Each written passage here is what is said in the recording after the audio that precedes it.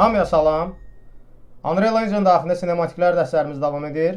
Bugünkü dərsimizdə mühərrik daxilində sinematiklərdə istifadə etdiyimiz kameraların əsas sazlamalarını sizlərlə öyrənəcəyik və səhnədə belə bir sadə praktiki nümunə hazırlayacağıq. Level sekvensimizi düzəltdikdən sonra bu sekvenser daxilinə təbii ki bir ədəd sinematik kamera əlavə edirik. Bunun öncəki dərslərimizdən də bildiyimiz kimi istər buradan Create New Camera bölümünə klik etməklə, istərsə də Place Actors bölümündə Sign Camera Actor adlı xüsusi bir komponenti buraya əlavə etməklə istifadə edə bilirik. Kameramızı əlavə etdikdən sonra əlavə etdiyimiz kameramızın üzərinə klik edirik və daha sonra Details bölümündə həmin kameramızın sazlamalarını görürük. İlkin gördüyümüz bölmə Look at Tracking adlı xüsusi bir bölmədir. Bu bölüm vasitəsilə sinematiklər daxilində istifadə etdiyimiz kameralarımızı səhnədə istənilən bir obyektə və yaxud da səhnə aktyoruna birbaşa bağlayıb istifadə edə bilirik.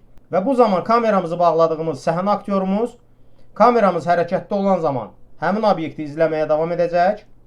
Məhz buna görə də burada gördüyümüz Look at Tracking adlı bölümdən istifadə olunur.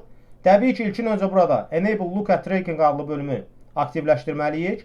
Və daha sonra Actor to Track adlı burada xüsusi bir parametr görürük.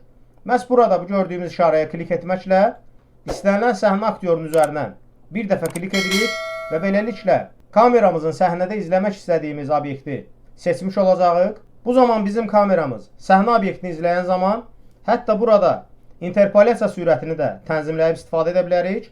Bunun üçün sadəcə olaraq burada gördüyümüz interpolyasiya sürəti adlı parametrimizi tənzimləyə bilərik. Və bu zaman bizim təyin etdiyimiz vaxt ərzində kameramız müəyyən gecikmə ilə və yaxud da əksinə olaraq bizim obyektimizi təbii ki izləməyə davam edəcək.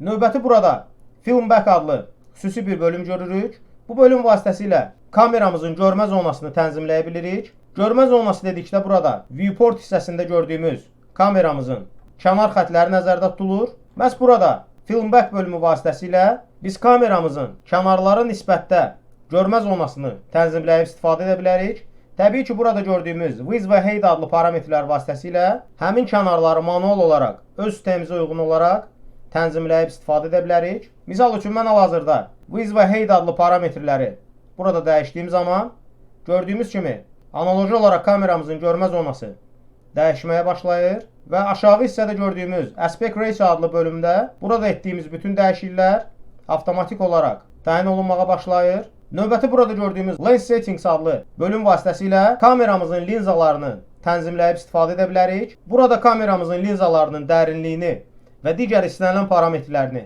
təbii ki dəyişib istifadə edə bilərik. Misal üçün nümunə olaraq mən burada 50 mm-lik obyektiv seçdiyim zaman bizim kameramız uyğun olaraq linzaların tənzimləməyə başlayacaq və beləliklə dediyimiz kimi istənilən şəkildə burada tənzimləmələri həyata keçirdib istifadə edə bilərik.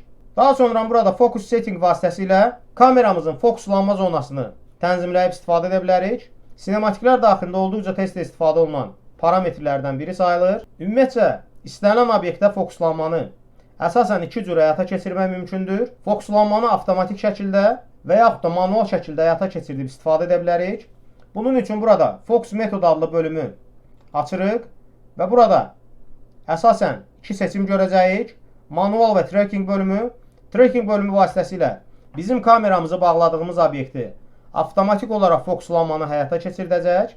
Manual bölümü vasitəsilə isə sadəcə olaraq manual şəkildə fokuslanma zonasını həmin obyektdən kameramıza olan məsafəyə qədər təbii ki tənzimləyib istifadə edə bilirik. Misal üçün ilkin olaraq mən burada Tracking adlı bölümü seçirəm və daha sonra Actor to Track adlı bölüm qarşısında bu işarəyə klik edirəm və səhnədə kameramın fokuslanacağı obyekti seçməklə bu qaydada bildirirəm və avtomatik olaraq mühərrik tərəfindən bizim kameramız əvvəlcədən klik etdiyimiz obyektə tam olaraq fokuslanacaq deməkdir və bu obyektdən arxa hissədə qalan bütün obyektlər gördüyümüz kimi burada fokuslanma məsafəsindən tamamilə kənarda qalmış olur. Yəni sadə dildə desək, həmin obyektlər blur şəklində görünür.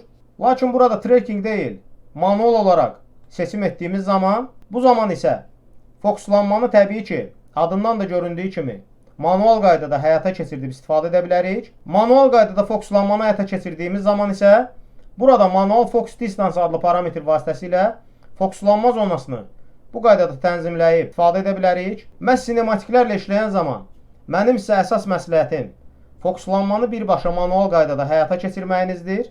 Çünki tracking bölümü vasitəsilə avtofokus işləyən zaman müəyyən bağlar və yaxud da boşluqlar əmələ gələ bilir. Lakin manual fokuslanmanı həyata keçirdiyimiz zaman öz istədiyimiz qaydada tamamilə yüksək səviyyədə fokuslanmanı istifadə edə bilərik. Burada Draw Debug adlı xüsusi bir bölüm görürük. Bu bölümü aktivləşdirdiyimiz zaman ümumiyyətcə fokuslanma zonasını və fokuslanacaq obyektləri səhnədə ayıran xüsusi bir pərdə əmələ gəlir. Səhnədə hazırda gördüyümüz çəhrayı rəngdə olan pərdə sırf debug prosesini həyata keçirmək üçündür. Yəni heç bir xüsusi funksionallıq burada daşımır. Və hal-hazırda səhnədən də gördüyümüz kimi bizim obyektimiz fokuslanma zonasından ön hissədə qaldığına görə əsasən bizim kameramız birbaşa bu məsafədə olan obyektə fokuslanacaq deməkdir. Lakin burada çəhrayı rəngdə gördüyümüz pərdədən arxa hissədə qalan obyektlər isə təbii ki fokus məsafəsindən kənarda qaldığına görə həmin obyektlərin üzəri blur effekti ilə təqdim olunacaq. Məhz burada Draw Debug adlı xüsusi bir bölümü aktivləşdirməklə birbaşa viewport daxilindən debug prosesini həyata keçirib nəzarət edə bilirik. Növbəti burada gördüyümüz Crop Settings adlı bölüm vasitəsilə ümumiyyətcə kameramızın görmə zonasını istəyimizə uyğun olaraq kəsib istifadə edə bilərik.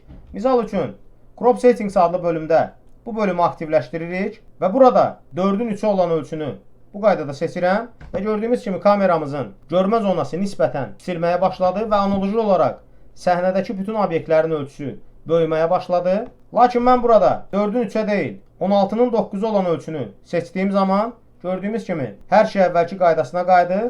Lakin təbii ki, digər parametrlərdə olduğu kimi burada da biz custom şəklində bu tənzimləmələri seçib həyata keçirdə bilirik. İndi isə mühərrik daxilində 0-dan 1 ədəd sinematik hazırlayacağam və həmin sinematik daxilində istənilən bir obyektə fokuslanmanı sizlərlə həyata keçirdəcəyik. Bunun üçün sadəcə olaraq Sequence bölümündən Add Level Sequence bölümünü seçməklə yeni bir sekvens əlavə edirəm. Təbii ki, uyğun adlandırmanı həyata keçirdirik və daha sonra Save düyməsinə klik edirik. Əlavə etdiyimiz sekvens daxilinə bir ədəd sinematik kamera əlavə edirəm. Daha sonra Content Browser daxilindən təbii ki, nümunə olaraq bir ədəd belə bir obyekti səhnəyə yerləşdirirəm.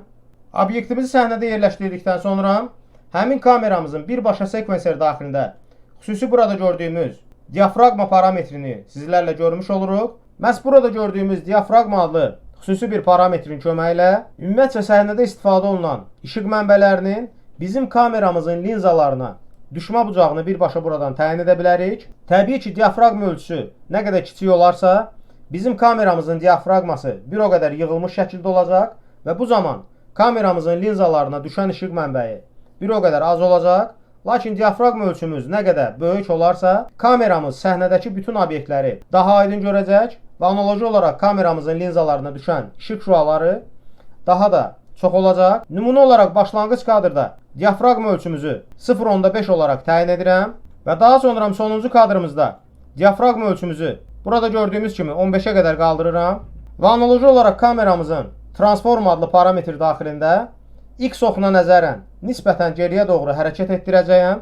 Bunun üçün təbii ki, ilkin kadra bu şəkildə gəlirik və daha sonra Transform bölümünü buradan açırıq və Location adlı parametr daxilində ilkin olaraq X parametrimizi buraya keyframe əlavə edirik və sonuncu kadrımızda nisbətən kameramızı geriyə doğru mouse'un köməyi ilə çəkirəm və daha sonra yenidən Transform adlı bölümdə buraya keyframe əlavə edirəm. Və son olaraq sadə belə bir hazır nəticəyə baxırıq sizlərlə.